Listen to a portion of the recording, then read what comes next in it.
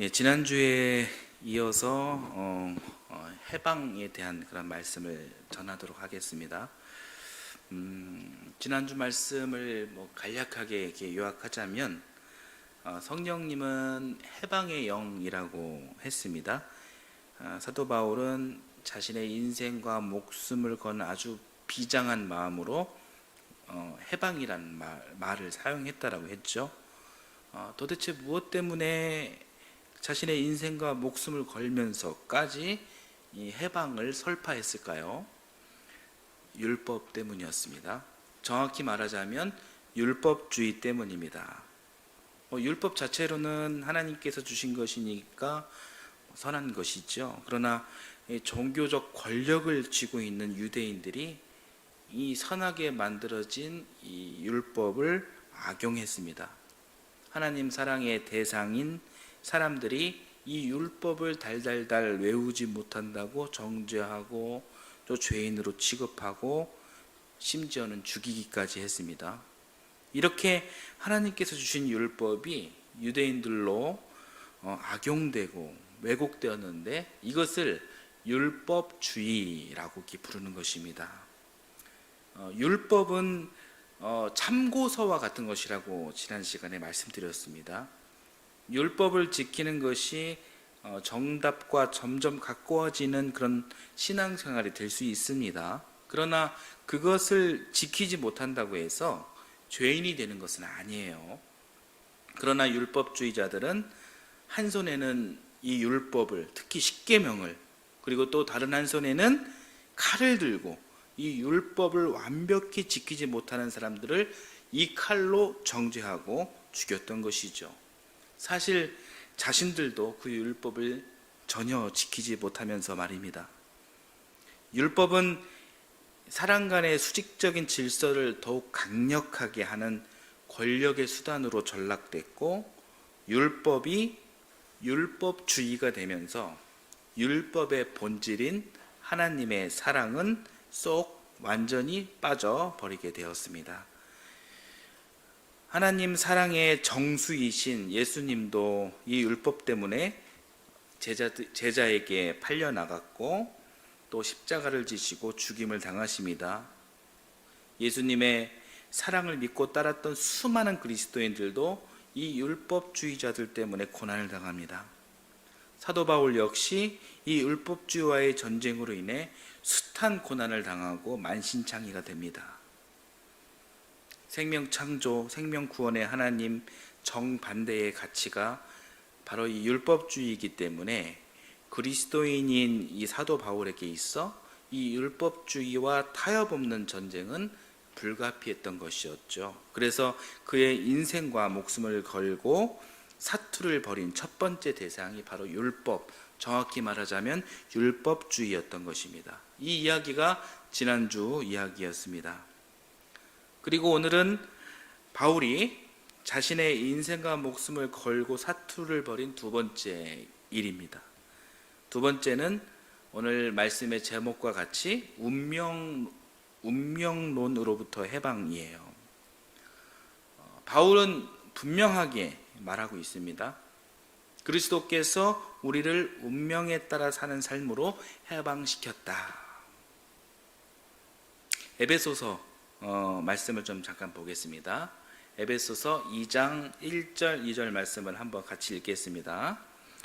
여러분도 전에는 허물과 죄로 죽었던 사람들입니다. 그때에 여러분은 허물과 죄 가운데서 이 세상의 풍조를 따라 살고 공중의 권세를 잡은 통치자 곧 지금 불순종의 자식들 가운데서 작용하는 영을 따라 살았습니다. 자, 이 말씀에서 우리가 주목할 만한 단어는 2절에서 이 세상의 풍조입니다. 이 세상의 풍조. 이것은 무엇을 이야기하는 것일까요? 여기에서 얘기하는 이 세상의 풍조는 우리가 쉽게 생각할 수 있는 유행, 트렌드, 이런 것들이 아니에요. 방금 읽은 에베소서가 쓰여진 시대가 기원전 1세기 중후반쯤으로 그렇게 추측이 됩니다.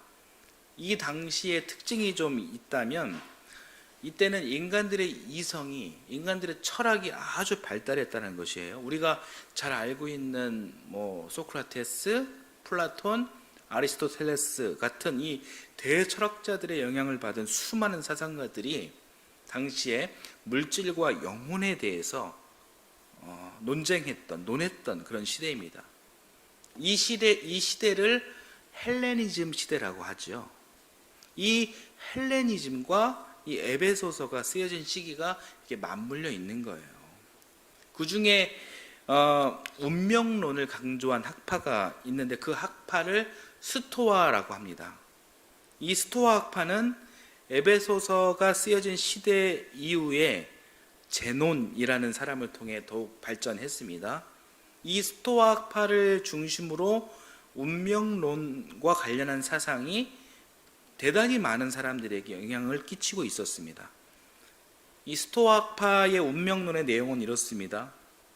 이 학파에서 자주 쓰는 단어가 헬라어로 에온이라는 단어가 있어요. 에온은 영적 존재들이라는 그런 뜻입니다. 이 스토아 학파의 주장은 이 우주는 에온으로 가득 차 있다. 영으로 가득 차 있다. 우주는 영적 존재들의 관계이다. 이런 이야기를 하는 것이에요. 영적 존재들의 관계이다. 우리가 하는 이야기와 비슷한가요? 우리도 고백하잖아요. 하나님은 영이십니다. 이런 이야기를 하잖아요. 그런데 우리 기독교가 말하는 영과 그리고 스토아파가 말하는 영은 다른 영이에요. 스토아파가 말하는 영은 창조주 하나님이 아닌 다른 영을 말하고 있는 것이에요. 스토아파의 이 영들이 하는 일은 쉽게 말해서 매일 똑같은 노선을 반복해서 달리는 버스 운전수와 같은 일을 합니다. 이 영들은 우주 공간에서 무슨 일을 하냐면 이 별을 돌리는 거예요. 그리고 해를 돌리는 거예요. 달을 돌리는 거예요. 이 우주 공간에서 공전을 하게 하고 또 자전을 하게 하는 거예요. 그리고 또 시간을 돌립니다. 밤, 낮을 돌립니다. 그렇게 영들이 이 온 우주의 시공을 한치의 오차도 없이 아주 섬세하게 돌리고 있다는 거예요. 영이, 에온이 그런 일을 한다는 거예요. 그렇기 때문에 이 별과 별들은 각각 자신들의 정해진 운명이 있어서 서로 절대로 부딪히지 않는다는 것입니다. 이것이 스토아 학파의 주장이에요. 이들은 또 이런 주장도 합니다. 봄이 가면 여름이 오고 여름이 가면 가을이 오고 가을이 가면 겨울이 오고 또 겨울이 가면 다시 또 봄이 오는 것처럼 이 영, 에온은 자연만 돌리는 것이 아니라 자연의 일부인 우리 인간들도 돌린다는 거예요. 한 사람 한 사람의 개성이 존중되는 것이 아니라 우리 인간들도 예정된 틀 안에서 아주 세밀하게 사람 개개인의 운명이 결정된다라는 그런 주장을 하면서 믿었던 것입니다. 이것이 바로 스토아 학파의 운명론이에요. 또 이 운명론의 특징은 개인의 욕망보다 국가 사회의 욕망이 훨씬 더 큽니다. 그렇기 때문에 이 개인은 국가나 사회에 이제 종속돼야 한다. 이런 것을 강조하고 있는 것입니다. 결국 이 국가 권력 이야기를 하기 위해서 우주 이야기, 계절 이야기 이런 이야기를 한 것입니다. 인간의 힘, 권력의 이 질서를 찬양하고 이 질서를 합리화하기 위해서 똑똑한 사람의 철학이, 이성이 그 역할을 한 것입니다. 이런 문화적인 철학적인 배경 속에 지금 사도 바울이 서 있는 거예요. 바울 사도가 이런 헬레니즘 철학에 동의했을까요? 아니죠. 방금 읽은 에베소서 2장 2절 다시 한번 보여주시겠어요? 예, 문장을 한번 봐보십시오. 이 세상의 풍조, 공중의 권세, 통치자, 불순종의 자식들 가운데서 작용하는 영, 바울 사도가 지금 이런 이야기를 하고 있잖아요. 이런 이야기를 하면서 헬레니즘 철학, 특히 이 스토아 학파의 운명론을 바울 사도는 지금 정면으로 지금 비판하고 있는 것입니다. 그렇습니다. 사도 바울은 사람이라면, 창조주 하나님의 자녀라면 이 운명론에서 반드시 해방되어야 한다라는 것을 지금 강조하고 있는 것입니다. 이 운명론과 그리스도의 법은 완전히 대치되는 것이기에 사도 바울은 지금 자신의 목숨과 인생을 걸고 지금 운명론으로부터의 해방을 설파한 것입니다. 바울 사도 멋있죠? 그렇습니다. 우리는 이런 운명들, 신화들 안에서 우리는 해방되어야 합니다. 2021년입니다. 오늘날 우리 앞에 놓여있는 운명의 신화는 무엇이 있을까요? 여러 가지가 있겠죠. 뭐 좋은 대학 나오면 잘 산다, 가난하면 불행하다, 돈 많은 부모를 만나면 행복하다, 뭐 이런 이야기가 있을 수 있고요.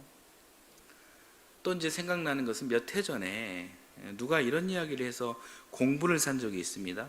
돈 많은 부모를 만난 것도 실력이다. 소위 뭐 금수저론 있죠.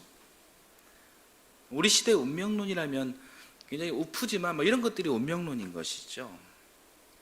그런데 좀 어떻습니까, 여러분? 좀 유치하지 않습니까? 자, 골로새서 2장 20절, 23절 말씀을 또 한번 보겠습니다. 같이 한번 읽어보겠습니다. 여러분은 그리스도와 함께 죽어서 세상의 유치한 원리에서 떠났는데 어찌하여 아직도 이 세상에 속하여 사는 것과 같이 규정에 얽매여 있습니까? 붙잡지도 말아라, 맛보지도 말아라, 건드리지도 말아라 하니 웬 말입니까? 이런 것들은 다 한때에 쓰다가 없어지는 것으로서 사람의 규정과 교훈을 따른 것입니다. 이런 것들은 꾸며낸 경건과 겸손과 몸을 학대하는 데는 지혜를 나타내 보이지만 육체의 욕망을 억제하는 데는 아무런 유익이 없습니다. 20절에서 자, 바울 사도는 운명론에 대해서 참으로 어떻다라고 이야기하고 있습니까? 유치하다, 이런 표현을 합니다. 바울 사도도 지금 이런 이야기를 하고 이런 표현을 쓰고 있는 거예요. 21절에 너는 그렇게 태어났고 너는 그렇게 죽을 운명이니까 그러니까 붙잡지도 말아라, 맛보지도 말아라, 건드리지도 말아라, 이렇게 하는 규정에 얽매이는 인생이 웬 말이냐, 이 운명론을 한탄하고 있는 것이죠. 또 22절, 운명론은 무엇이냐? 불꽃놀이의 불꽃처럼 한번 활활 타고 금세 없어져 버리는 그런 쓰레기 같은 것이다. 이 운명론은 궁극적으로, 결론적으로 아무런 유익이 없다라는 것을 말해주는 거예요. 그리고 그리스도인은 그리스도가 완성한 법에 의하여 이 운명론에 종속되어 사는 것이 아니라 해방된 삶을 살아야 한다는 것을 분명하게 이 골로새서 말씀을 통해 바울 사도가 지금 설파하고 있는 것입니다. 사랑하는 여러분 운명론에서 해방되십시오. 그리스도의 영이, 그리스도의 법이 우리를 해방시켜 주십니다. 우리는 이 세상이 규정한 운명론에서 우리는 해방되어야 한다는 것이에요. 그러기 위해서 우리는 이 해방의 영, 이 성령과 동행하는 그런 삶을 살아야 합니다. 왜냐하면 우리를 해방시켜주는 주체가 바로 성령님이시기 때문입니다. 우리가 성령 이런 이야기를 하지만 이 성령은 여러분 애매모호한 분이 아니세요. 이분은 수많은 규제에 묶여있는 우리의 영을, 우리의 몸을 해방시켜 주시는 분이 바로 성령님이시라는 거예요. 여러분, 제가 지난주부터 자꾸 해방 하니까 여러분들이 지금 무언가에 지금 묶여있는 듯한 그런 느낌을 갖게 되죠. 그런데 여러분 한번 잘 생각해 보세요. 여러분은 지금 굉장히 강력한 사슬로 지금 묶여 있습니다.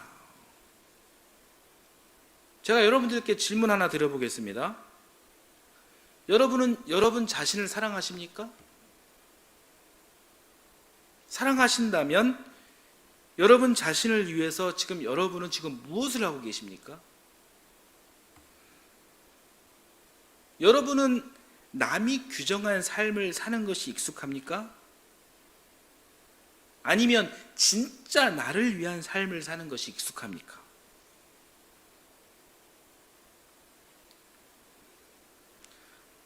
오늘 말씀의 포인트는 바로 나예요. myself입니다. 여러분 자신인 나의 가치는 어떻습니까? 여러분들 한 사람 한 사람, 우리 청소년들 한 사람 한 사람, 우리 어린 아이들 한 사람 한 사람, 이들의 가치는 어떻습니까? 힘이 없고 아직 미성숙하고 경제력도 좀 딸리고 그래서 좀 별 볼 일 없어 보이나요? 아닙니다.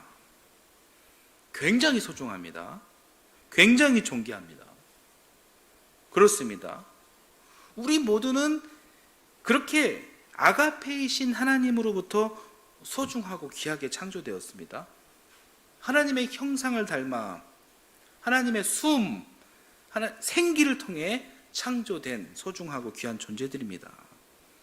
그런 소중하고 존귀한 우리 아이들, 우리 청소년들, 그리고 여러분들, 그리고 오늘을 살면서 우리가 만나는 모든 사람들, 학교에서 만나는 모든 우리 학생들의 친구들, 우리 교회 주변의 아파트에 사는 모든 사람들, 이 상가에서 살아가는 모든 사람들, 모두 하나도 빠짐없이 전부 귀한 존재들입니다. 그런데 참으로 안타까운 사실은 대부분 많은 분들의 이 개인적인 삶이 이 수많은 규제로 묶여 있다는 거예요. 어떤 규제가 있을까요? 사회적 규제, 종교적 규제, 가정적 규제 등등 규제가 정말 많아요. 그 규제로 인해서 실제 내 삶을 살아내지 못한다는 거예요. 남의 삶을 살도록 강요받고 있다는 것입니다. 내 삶이 아니라. 이게 오늘날 현대인들의 삶이고 현실입니다. 이런 삶이 바로 나는 지금 운명론을 강요받고 있다. 나 됨의 삶이 아니라 남 됨의 삶을 살고 있다. 이렇게 진단할 수 있는 것입니다. 여러분들은 좀 어떠십니까? 오늘 사는 삶에 대해 만족스러우십니까? 이 삶이라는 것은 참으로 위대하고 존귀한 것인데 여러분들의 지나온 삶들을, 오늘의 삶을 한번 여러분 되돌아보십시오. 어떻게 사셨습니까? 얼마나 자유로운 삶을 사셨는지, 여러분 자신이 중심이 된 삶을 얼마나 며칠이나 그렇게 살아보셨는지 여러분 자신을 한번 되돌아봐 보십시오. 되돌아보는 것이 중요해요. 분명 성령님께서는 해방의 영이시고 우리를 온갖 올무에서 해방시켜 주실 것입니다. 그러나 성령님께서 당신의 일을 하시기 전에 자유의지를 가지고 있는 우리가 먼저 우리의 모습을 자각하는 것이 먼저입니다. 모세도 그랬습니다. 이스라엘을 해방시키는 일을 하기 전에 모세는 자신의 정체성을 먼저 회복했습니다. 나는 히브리 사람이다. 나는 창조주 하나님을 믿는 사람이다. 나는 그런 사람이다. 이런 자의식, 나의 정체성에 대한 자의식, 이런 자각 후에 모세는 이스라엘을 해방시키는 위대한 영도자가 되었어요. 여러분 자신을 한번 되돌아보십시오. 여러분들 삶에 대해서 여러분들은 얼마나 만족스럽습니까? 온라인을 통해서 드리는 예배 드리는 여러분들, 제가 여쭙겠습니다. 여러분은 여러분 자신을 위한 삶을 살고 계십니까? 하나님의 형상을 닮은 존재로서 응당 누려야 할 존중과 만족을 느끼며 존엄을 받아가며 그렇게 살고 계십니까? 아니면 이 세상의 사회적 규제, 가정적 규제, 종교적 규제에 묶여 살고 있습니까? 하루하루 사는 일이 너무 팍팍하고 치열하고 쉴 새 없어서 내 삶에 대해 자각하는 일이 잘 익숙치 않을 수 있어요. 하지만 그럼에도 살면서 놓치지 말아야 할 것은 과연 나는 어떤 존재인가? 나의 정체성, 자의식, 이것을 잊거나 놓쳐서는 안 된다는 것입니다. 창조주 하나님을 믿는 여러분은 어떤 존재입니까? 창조주의 피조물로서 여러분 자의식을 가졌으면 합니다. 성경 말씀을 근거로 여러분 선언하고 싶습니다. 나는 어떤 존재입니까? 창세기 1장 27절, 이 우주를 창조하시고 운행하시고 초월하시는 창조주 하나님의 형상을 닮은 걸작품입니다. 창세기 2장 7절, 하나님은 영이시다. 영이 본질이신 하나님의 숨으로 창조된 영적인 존재입니다. 이 말은 곧 신적인 존재라는 이야기예요. 따라서 나는 어떤 누구의 규제를 받지 않는 자유로운 존재이신 창조주 하나님을 닮았으니 누가 나를 올가매거나 나를 정죄할 수 없는 거예요. 누가 나의 운명을 누가 결정할 수 없는 거예요. 나는 남됨을 위해 사는 존재가 아니라 나는 나됨을 위해 살아가는 존재라는 것입니다. 우리가 믿는 창조주 하나님의 이름이 무엇인지 아십니까? 하나님의 이름, I am that I am. 나는 스스로 있는 자다. 그런 뜻이에요. 그의 자녀인 나는 이분을 닮은 거예요. 이분을 닮은 나를 감히 누가 규정할 수 있습니까? 나의 이름도 본질적으로 I am that I am. 나 역시도 하나님을 닮아서 나는 스스로 있는 자라는 거예요. 사랑하는 여러분, 여러분 자신에게 자신 있게 선언해 주세요. 나는 스스로 있는 자입니다.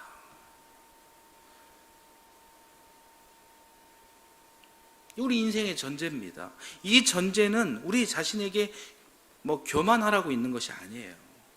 우리는 그렇게 창조된 존재다라는 사실을 자각하기 위해서 하는 말입니다. 이 자각이 우리 그리스도인들에게 꼭 필요하다는 거예요. 이 자각을 하는 과정에서 어떤 규제에 묶여 나됨이 어색하거나 그로 인한 행복하지 않는 그런 나를 발견한다면 지금 오늘을 사는 나의 인생에 지금 문제가 있는 거예요.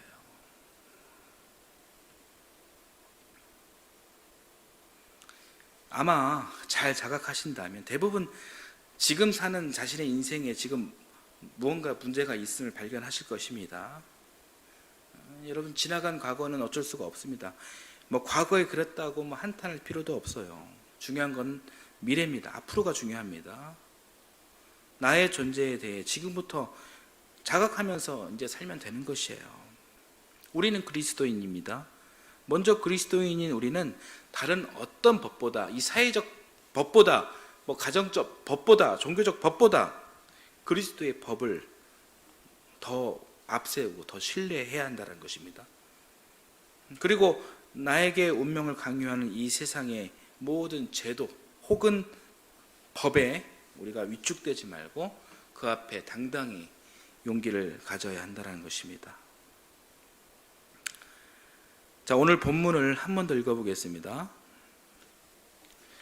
같이 한번 읽어보겠습니다. 그러므로 그리스도 예수 안에 있는 사람들은 정죄를 받지 않습니다.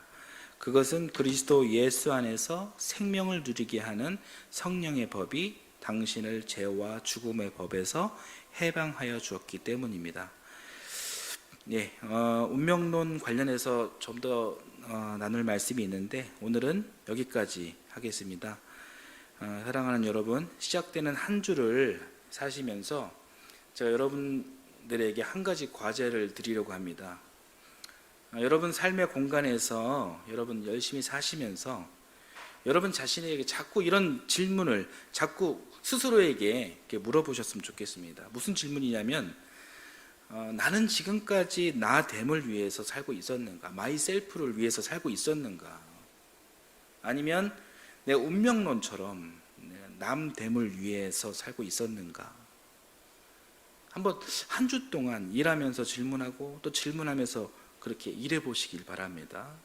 그리고 한번 답을 찾아보셔도 좋고요.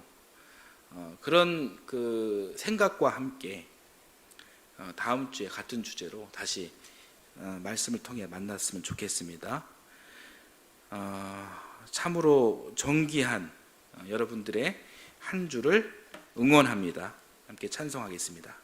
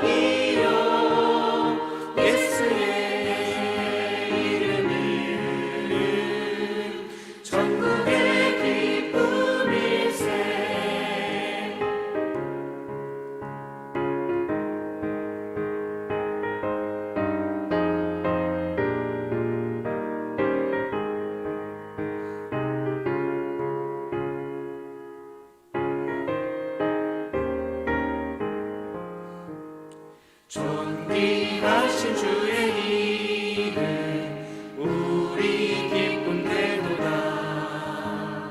주의 품에 안길 때에 기뻐 찬송 부르니 예수의 이름은 세상의 소망이요 예수의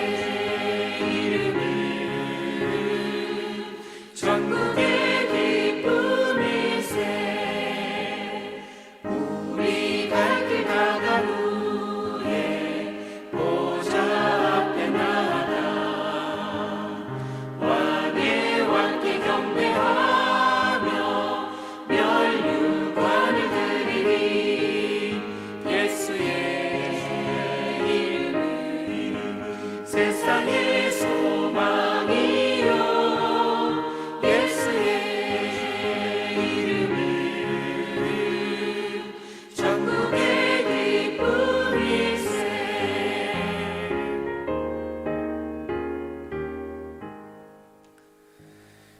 해방의 영 성령 하나님 감사합니다. 죽을 수밖에 없는 저희들을 끝까지 사랑하시어 오늘 이 시간에도 우리와 호흡하여 주시니 참으로 감사드립니다. 율법과 운명이라는 칼날이 늘 우리 삶을 위협하고 옥죄고 있지만 이 안에서 해방을 선포하시는 성령님을 더욱 신뢰하고 의지할 수 있도록 저희들에게 믿음을 허락하여 주시옵소서. 선한 믿음으로 우리가 자유함을 얻어 기쁨과 감사함으로 오늘 삶에 더욱 최선을 다하고 하나님께 영광 돌리는 저희들이 되도록 주여 인도하여 주시옵소서. 이 시간 주님의 은혜에 감사하며 귀한 예물을 드립니다. 이 예물이 쓰이는 곳곳마다 하나님의 정의가 드러나게 하시고 바친 손길 기억해 주셔서 더 큰 위로와 복으로 채워 주시옵소서. 감사드리며 예수님의 이름으로 기도드립니다. 아멘.